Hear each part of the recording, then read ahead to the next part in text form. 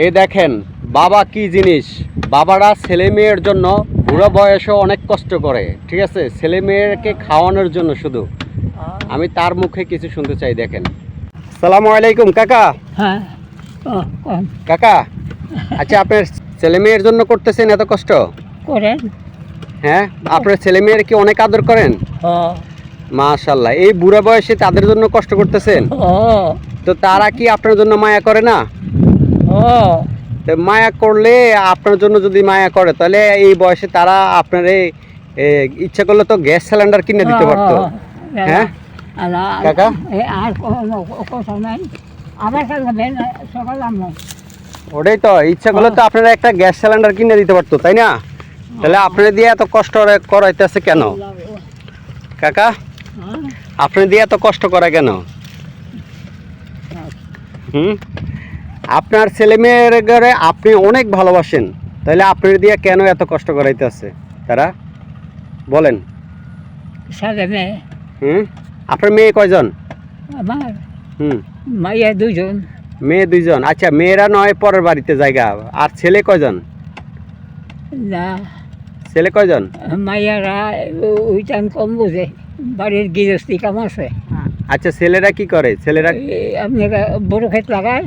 ও, গোফা ক্ষেত। ছেলে কয়জন আপনার? 6-7 পাখি জমি লাগায়। মাশাআল্লাহ, 6-7 পাখি। ওই গোফাটা বড় নাই। এই বৌরায় না, আমার বড় মাইয়ার এই বৌরা না, এইদিকে আরো এই ডুমনির এদিকে। এইদিকে রিসিভার আছে না, পাতিরা রিসিভার আছে না, এই রিসিভারটা তো আছে মুরা। আচ্ছা, আপনার বাড়ি কোন জায়গায়? ডুমনি আপনার?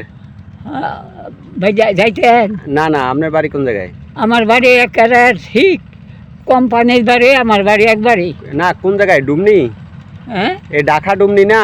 হ্যাঁ, ওটাই তো, ঢাকা ডুমনি তো আপনার বাড়ি? হ্যাঁ, হ্যাঁ। ও, তাহলে তা ঢাকা ডুমনি বাড়ি হইলে তো আপনি অনেক কোটিপতি আল্লাহর মতে। হ্যাঁ, তো কোটিপতি হইলে তো আপনাকে এই বয়সে কষ্ট করার কথা না। আমি আসবা না, এটা আমার স্বভাব। আমার জমিন আছে 3.5 জানো। আপনি রোজা রয়েছেন? অনেক সরকারের। আচ্ছা বাবা, আপনি কি রোজা রয়েছেন? হ্যাঁ। মাশাআল্লাহ, দেখেন এই রোজা থাকতে আপনি এত কষ্ট করতেছেন, আপনাকে কেউ নিষেধ করে না? হ্যাঁ, মানে এখানে তো গাড়িরও যাতায়াত নাই। আমি যে আপনাকে মনে করেন যে ফোজারের নামান, আমি নিয়ে আপনাকে একটু হেল্প করি। গাড়ি আছে, গাড়ি করে দিছি, গাড়ি চালায়। আচ্ছা বাবা, আমার কাছে একটু দেন, আমি আপনাকে হেল্প করি। দিবেন? না। হ্যাঁ, আপনি রোজা থেকে যে কষ্ট করতেছেন, রোজা তো আমিও রয়েছি, কিন্তু তারপরও আমি চেষ্টা করি।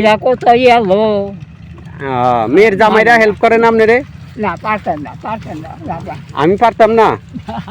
হ্যাঁ, কি কয়? দেখেছেন, আমি বলে পারবো না এই বোঝা নিতে।